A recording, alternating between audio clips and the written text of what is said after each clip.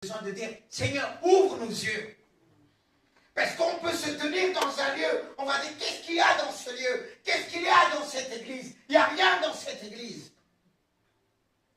Mais on ne sait pas ce qui se trouve est puissant.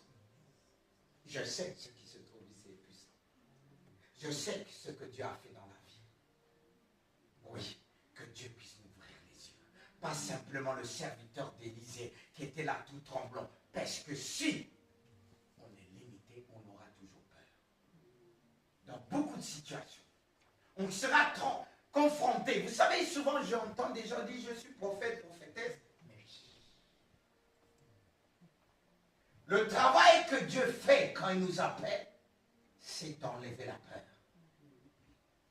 Parce que regarde Élie, quand il avait peur, qu'est-ce qui lui est arrivé?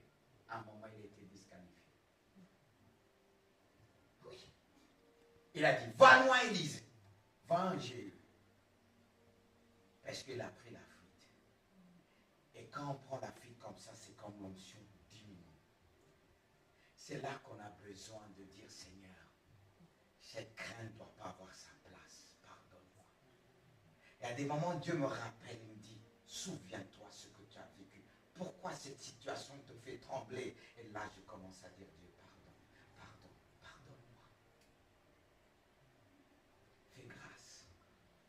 Secours-moi de mon incrédulité. Oui, parce que parfois on est incrédule.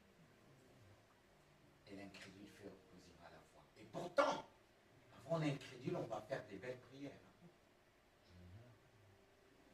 C'est là le discernement. C'est là qu'on a besoin de Dieu. Ouvre mes yeux. Parce qu'il y a des réalités spirituelles. Et quand je lisais tout à l'heure un peu le contexte de David, quand il y a eu la famine, David a cherché la face de Dieu. Et Dieu lui a dit, c'est à cause de Saül. Par son zèle, il voulait exterminer les Gabaonites. Il y avait la famine. Il y a des situations qu'on va dire c'est normal. C'est naturel. Des maladies, c'est naturel. Ça t'arrive, c'est naturel.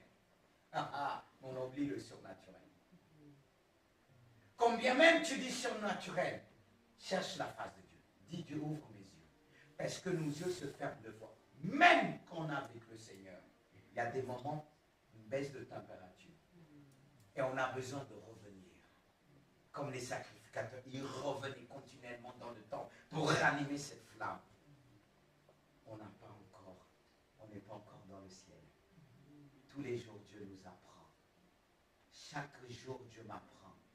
Chaque jour, Dieu me donne, me fait grave une